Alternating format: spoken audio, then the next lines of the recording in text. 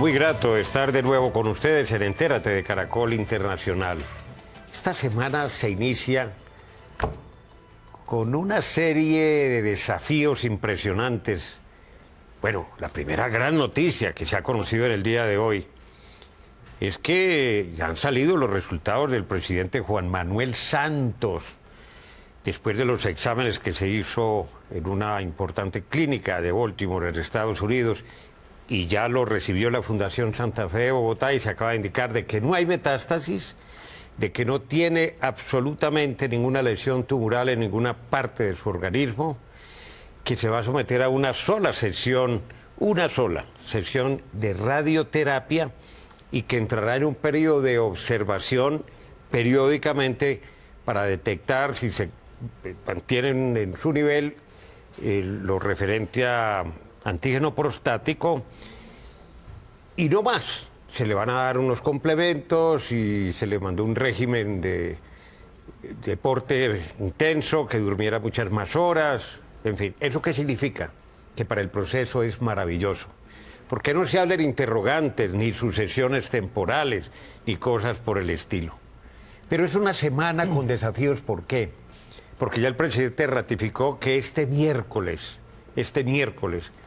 pues presenta ante el Congreso de la República el texto completo firmado con la guerrilla de las FARC. Es el segundo acuerdo, es el nuevo acuerdo, es el acuerdo. Olvidémonos del primero.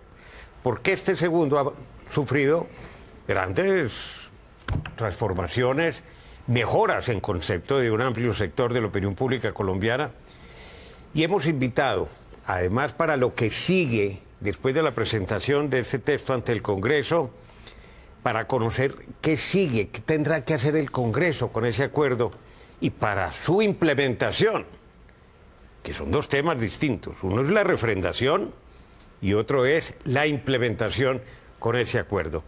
El exministro de Justicia, el doctor Yesid Reyes Alvarado, ampliamente conocido, abogado, profesor universitario, tiene todos los merecimientos, títulos, publicaciones, ha vivido como académico en varios sitios del exterior, de Europa en particular, y el doctor Danilo Rojas. Él es el presidente del Consejo de Estado, pero ha sido magistrado de la Corte Suprema de Justicia y es especialista en Derecho Administrativo, en Derecho Público, también en el exterior, profesor universitario, para que nos ayuden a entender cuál es el alcance y el sentido de este nuevo acuerdo y lo que hay que hacer desde el punto de vista jurídico y político para que se convierta en una realidad y se alcance lo que el acuerdo persigue, que es una paz estable y duradera. Doctor Yesid, gracias por estar aquí.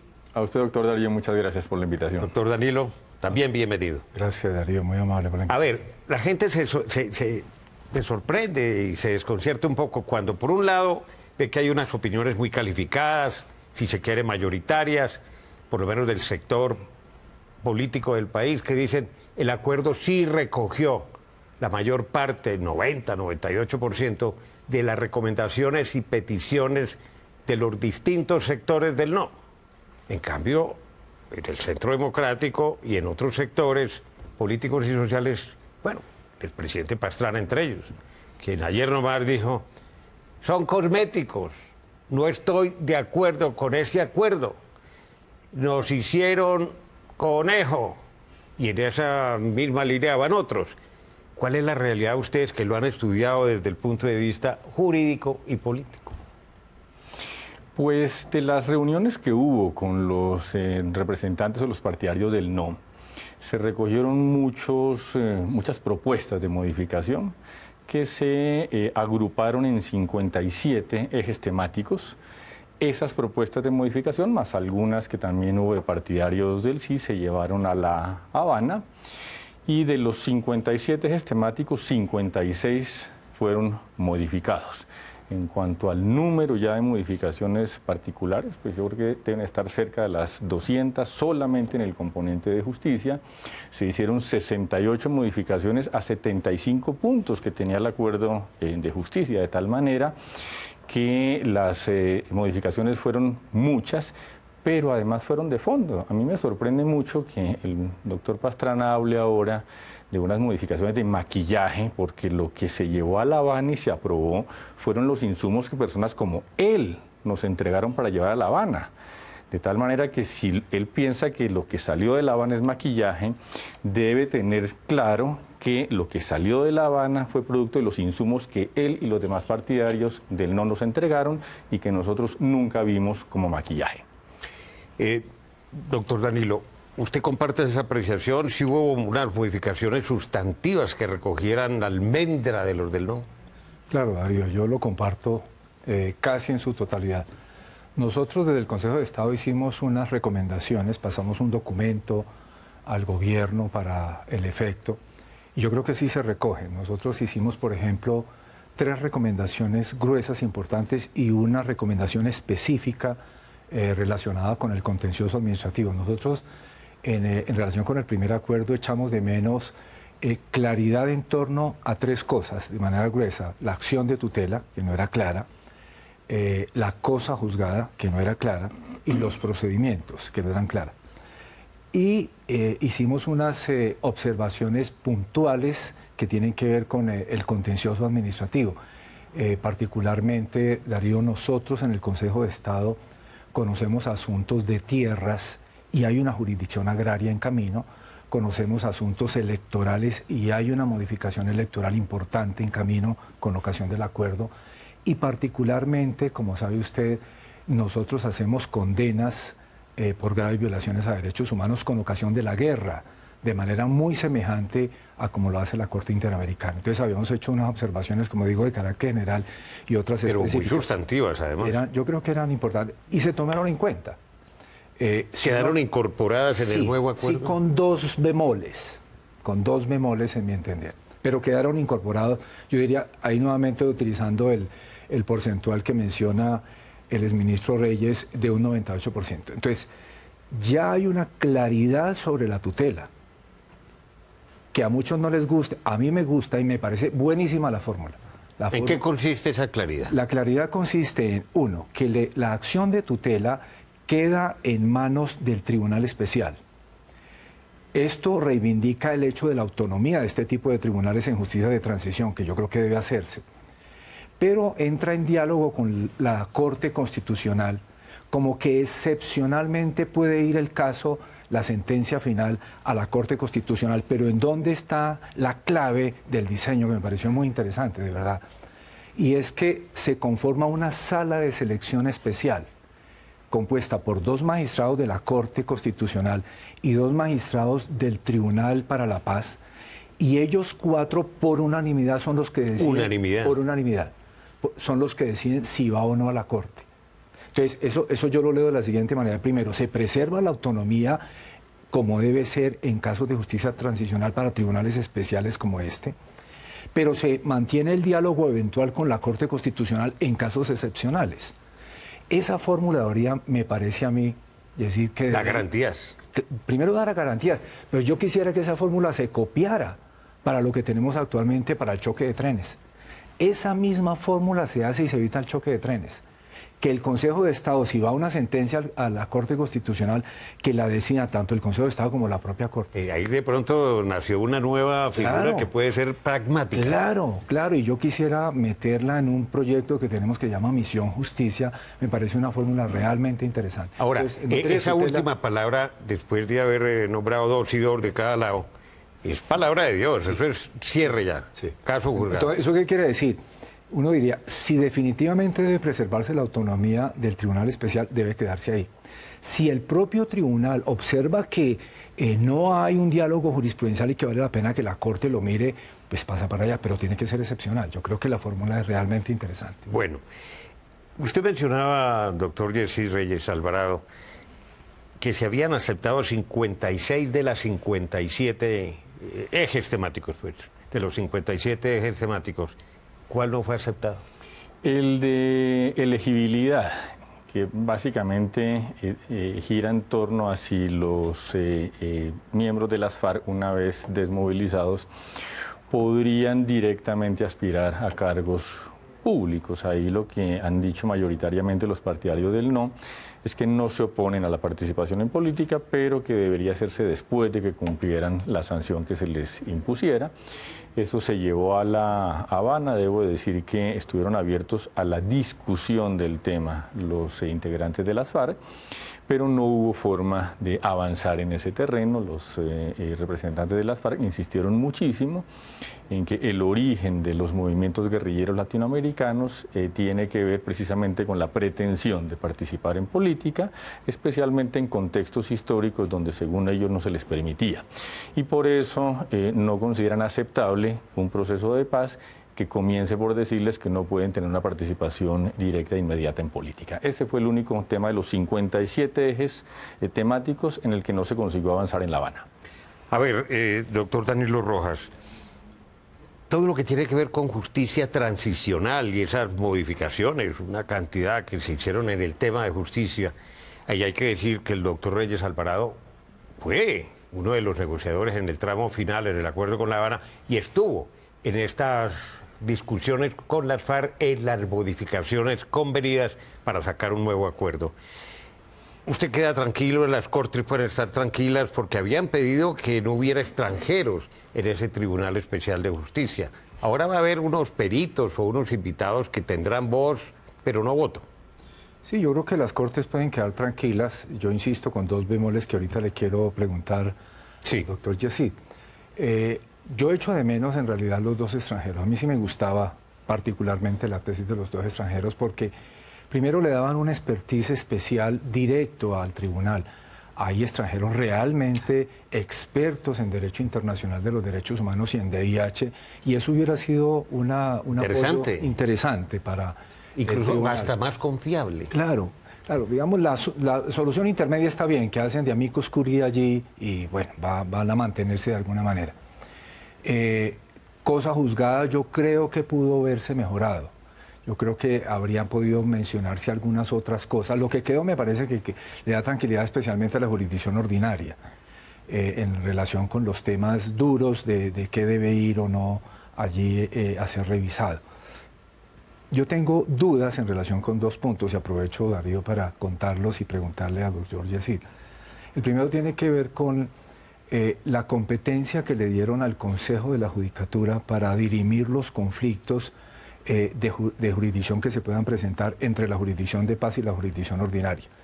Porque esos conflictos van a estar muy permanentemente, porque se trata de definir si tal o cual caso está relacionado o no con el conflicto. Hipótesis: todo el mundo va a querer que su caso sea revisado por el tribunal, porque allá hay, por el Tribunal para la Paz, porque allá hay unos tratamientos jurídico-punitivos mejores para casos de graves violaciones a derechos humanos que los que hay en la jurisdicción ordinaria. Entonces, esta disputa se va a presentar frecuentemente. Pero le dan la competencia a un órgano que no tiene ni la experiencia ni la función jurisdiccional. El Consejo de la Judicatura, después de la reforma al equilibrio de poderes, quedó simplemente como un cuerpo administrativo que administra recursos y que administra la rama judicial en términos burocráticos.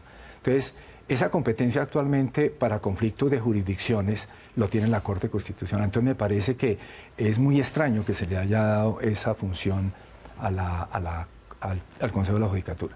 Y el segundo bemol que yo encontré en la lectura del texto tiene que ver con la función que se le da al Consejo de Estado. Allí se dice: el Tribunal para la Paz podrá hacer, o dice más o menos literalmente, sin perjuicio de la competencia del Consejo de Estado en materia de reparación monetaria, y da a entender que el Consejo de Estado en estos temas de graves violaciones a derechos humanos solamente hace reparaciones monetarias, y como bien lo sabe el doctor Yesid, el Consejo de Estado falla igual a como lo hace la Corte Interamericana, no solamente indemnizaciones, sino reparaciones integrales. Esto es reparaciones simbólicas, garantías de no repetición, perdones, y ha sido bastante importante. Entonces, digamos, habría que hacer un ejercicio hermenéutico para entender que allí esa decisión del Consejo de Estado que afecta el tema de cosa juzgada no solamente tiene que ver con las reparaciones monetarias, sino con otro tipo de reparaciones. Un poco como hace la Corte Interamericana con lo que hacemos nosotros. Recientemente se falló en el Consejo de Estado una decisión, se condenó al ejército por la desaparición forzada de una persona en el Palacio de Justicia. Esa misma persona había acudido al sistema interamericano y, como se sabe, el año pasado la Corte Interamericana condenó a Colombia por la toma del Palacio, por los desaparecidos del Palacio. Entonces, y esa persona ya fue indemnizada solamente en materia moral. Entonces, aquí hicimos la reparación en materia de lucro cesante, por ejemplo. Ese es el tipo de asuntos que yo creo que hay que tener en cuenta, que el Consejo de Estado repara de manera integral. Y entonces, si el tribunal va a reparar de manera integral, hay que tener tiento con la cosa juzgada con eso. Miren, esto es apenas un tema de los muchos que se discutieron y finalmente se aprobaron en el segundo acuerdo definitivo. Pero cuando regresemos nos vamos a salir de lo jurídico para entrar en lo cristiano, en lo mortal, que seguramente ustedes se estarán preguntando muy bien, y entonces eso ya se da por un hecho, que eso va a ser aprobado por el Congreso. ¿Y qué va a hacer el Congreso? ¿Lo somete a votación en un proyecto de ley? ¿Y cómo se va a implementar? Allá vamos, en unos segundos en Entérate de Caracol Internacional.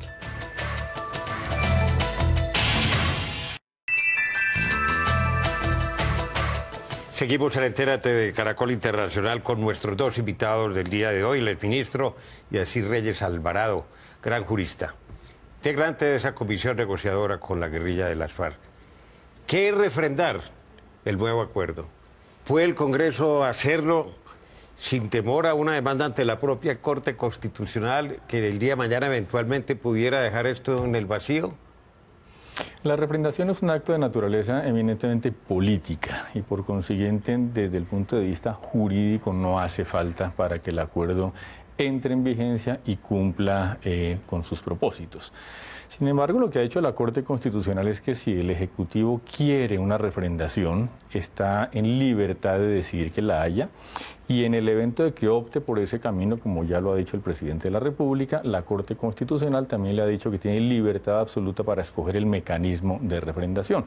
En la anterior oportunidad fue por el plebiscito, que no es sino una forma de convalidar una política de gobierno específica, que en este caso se concreta en un acuerdo de paz, y ahora se han barajado otras opciones, entre las que parece tomar fuerza en los últimos días una refrendación vía Congreso de la República. Llega el texto del acuerdo este miércoles y el Congreso de la República, ¿qué hace a partir de ese momento? La refrendación en el Congreso sería equiparable a lo que fue la del plebiscito. El Congreso miraría el acuerdo y diría solamente si lo refrenda o no lo refrenda. ¿Después de un debate?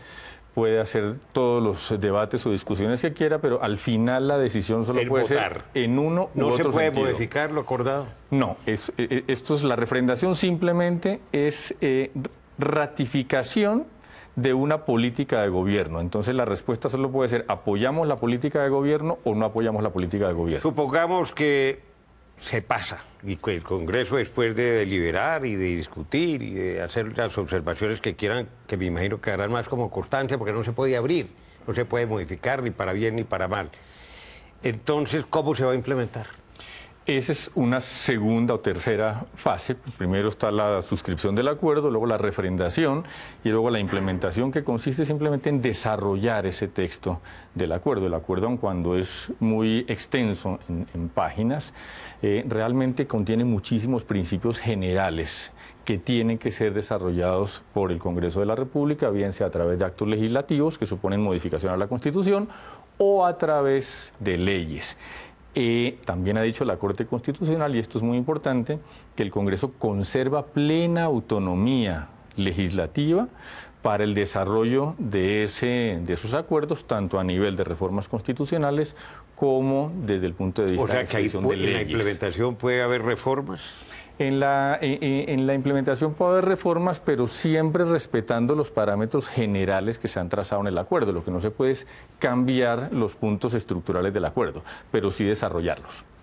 Desde el punto de vista constitucional, ¿usted queda tranquilo con esa fórmula?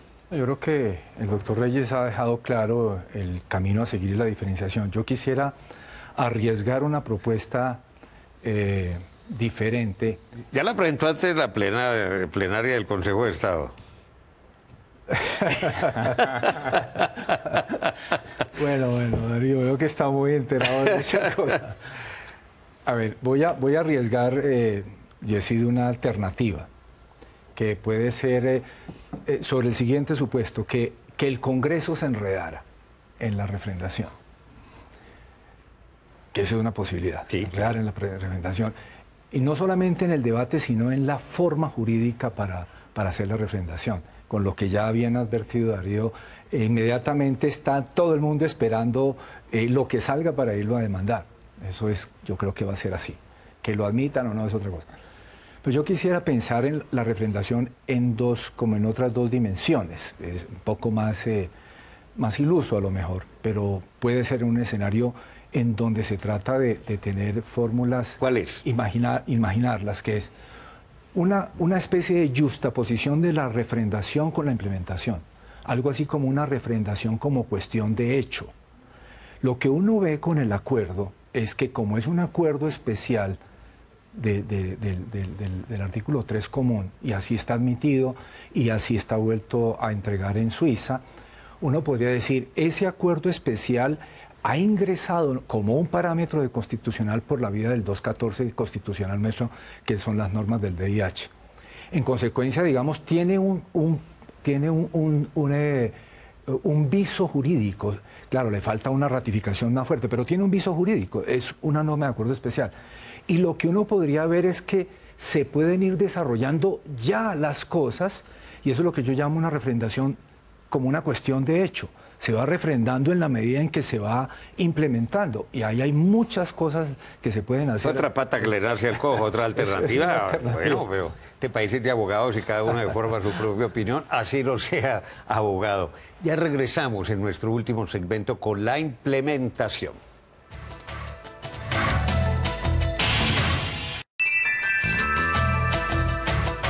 ¿Cómo se va a implementar este acuerdo una vez el Congreso de la República lo refrende? Porque usted menciona actos legislativos que implican una reforma constitucional, leyes de la República, y se había hablado del llamado fast track, la vía rápida, en lugar de recurrir a las figuras que hoy están contempladas para las leyes o para la reforma de la Constitución. Porque esto no puede durar 3 años implementándose desde el punto de vista de la estructura normativa, ¿o sí? Hubo una modificación a la Constitución justamente para conseguir que la implementación fuera mucho más rápida, que fue el acto legislativo número 1 de este año, que acorta básicamente a la mitad los tiempos para hacer reformas constitucionales y expedir leyes. Para este caso en particular. Para este caso en particular. Lo que ocurre es que con el resultado del plebiscito, pues surge una duda sobre si ese acto legislativo está o no está vigente. Es una duda que debe despejar la Corte Constitucional. Parece que lo pudiera hacer de aquí a 15 días aproximadamente. Sí, digamos que la primera demanda que resolvería podría salir dentro de los próximos 15 días, y ahí tendríamos claro si el llamado fast track, que es el mecanismo de implementación rápida, ¿se puede mantiene o no se puede? Si se mantiene, entonces, pues vamos a hacer unas reformas constitucionales en 6 meses y unas modificaciones legales en mucho menos tiempo. Si por alguna razón la Corte dijera que ese mecanismo no está vigente, pues entonces tendríamos que hacer la implementación de acuerdo con los términos legales, lo que supone 1 año para reformas a la Constitución. Y eso significaría, por ejemplo, que la sola incorporación de la Jurisdicción Especial para la Paz a la Constitución va a requerir 1 año. Estaríamos terminando ese primer paso en diciembre del 2017. Y mientras tanto, ¿qué pasa con los jefes de la guerrilla que aspiran a ir en el Congreso en el 18? ¿Y qué pasa con ese tribunal? ¿No se puede crear hasta que realmente esté implementado este acuerdo? Exactamente, no se podría crear, lo que genera pues algunas, sobre todo retrasos, porque las zonas de normalización transitoria tienen una vigencia de apenas 6 meses, y después habría que buscar una forma distinta de que ellos estuvieran a disposición de la Jurisdicción Especial para la Paz cuando se creara. ¿Los jefes de la guerrilla van a estar también en esas zonas veredales o de concentración? Sí, doctor Darío, van a estar todos ahí. El tema que falta es complejo, ¿no? Bastante, Darío. Yo, justamente por los tiempos que ha mencionado el doctor Reyes, yo insistiría en esta propuesta de justaponer refrendación con implementación, porque haría mucho más rápido. En la medida en que se va implementando, para hacerlo, digamos, mucho más expedito, con ocasión de un punto especialmente complejo, que es el de dar garantías a la desmovilización. Para eso yo agregaría algo más. Cualquiera que sea la figura político-jurídica, no tiene sentido, Darío, si no tenemos una suerte de refrendación cultural, que todos estemos absolutamente convencidos y persuadidos que este es un buen acuerdo para una nueva convivencia social. Y para tratar de solucionar un conflicto que lleva más de 5 décadas, aquí hay que pensar en términos prácticos, sobre todo en nuestros nietos y en nuestros hijos, a ver si logramos dejarle las bases de un país más digno, más justo, mejor y en convivencia, más allá de lo jurídico. Pero ellos dos magistrados, ambos han dicho que el acuerdo es un acuerdo político, que desde luego tiene consecuencias jurídicas, pero más allá de eso es consecuencias en beneficio de un altísimo porcentaje de la población. Vamos a ver qué piensan los señores del no frente a lo que viene, porque esta película no ha terminado. Muchas gracias por acompañarnos. A usted, doctor Darío. Gracias. Recuerden que ustedes pueden seguirnos en Twitter a través de nuestra cuenta @entératecaracol. También puede escribirnos a través del correo electrónico entérate@caracoltv.com.co. Y visiten nuestra página web www.noticiascaracol.com/entérate. Allí podrá acceder a todos nuestros capítulos completos y los espero como siempre la próxima semana.